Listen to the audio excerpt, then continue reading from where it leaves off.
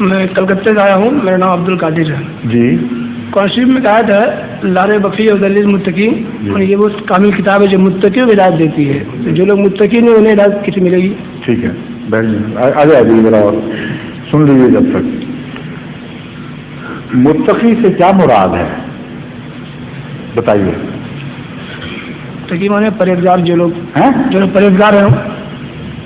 پرہیزگار آپ نے ترجمہ نہیں کر لیا نا. تقویٰ کہتے ہیں خدا بچنے والے کو، بچنا، فلاں سے بچو، اتقے کہتے ہیں اس کے لیے عرب. اور تقویٰ کا معنی ہے بچنا. اور بچنا جو ہے وہ مختلف معنی میں استعمال ہو سکتا ہے. اس کا معنی کسی ایک چیز کے لیے محدود نہیں ہے. پر وہ لوگ جو جھوٹ سے بچتے ہیں اور سچائی سے وابستہ ہوتے ہیں، ہدایت ہمیشہ وہی پایا کرتے ہیں.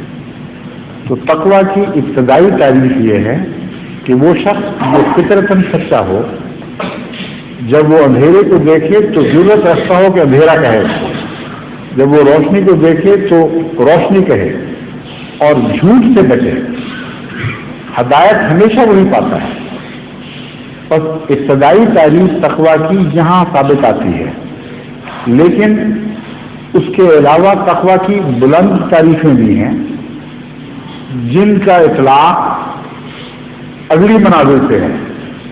تقویٰ کی اعلیٰ تعریف یہ ہے کہ ہر ایسے مقام سے بچے جہاں خدا کی ناپسندیدگی کی نظر پڑتی ہو. ہر ایسے مقام سے بچے جس پر خدا کا غضب نازل ہوتا ہو. تو اس میں ساری شریعت آ جاتی ہے. یہ جو دوسرے معنی ہیں یہ سکھائے بغیر نہیں آتے، لیکن سیکھنے کے لیے ابتدائی کورس پہ پورا اترنا ضروری ہے، جس کو کہتے ہیں انٹرنس کا امتحان. تو قرآن کریم نے انٹرنس کا امتحان بہت ہی شاندار رکھا. فرمایا محمد صلی اللہ علیہ وسلم کے مقصد میں داخل ہوتے ہو تو ٹیڑھی طبیعتیں لے کر، جھوٹ لے کر تم داخل ہی نہیں ہو سکتے. تمہیں یہاں داخلے کا سوال ہی نہیں پیدا ہوتا، باہر ہی بیٹھے رہو. اگر اس مقصد میں داخل ہونا ہے تو اس کی ابتدائی شرط یہ ہے کہ تم سچ کے ساتھ آؤ، سچے دل کے ساتھ آؤ، اس نیت کے ساتھ آؤ کہ جہاں سچائی دیکھو گے اس کو قبول کرو گے، پھر تمہاری ہدایت ہی ہدایت ہے اور کوئی شک نہیں. اگر ٹیڑھے دل لے کر آؤ گے تو شک رہے گا. تو ایسے وہ مسلمان جو ٹیڑھا دل بھی رکھتے ہوں، ٹیڑھی نیتیں رکھتے ہوں، قرآن کریم کی انہیں آیات سے جو دوسروں کے لیے ہدایت ہیں غلط مطلب بھی نکالتے رہتے ہیں اور کچھ کا کچھ معنی نکال لیتے ہیں. اور اس کا قصور قرآن کریم کا نہیں.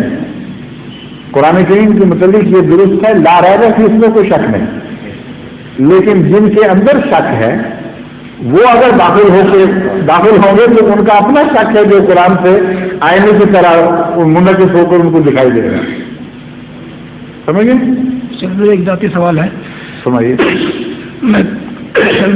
ظہور مہدی آخر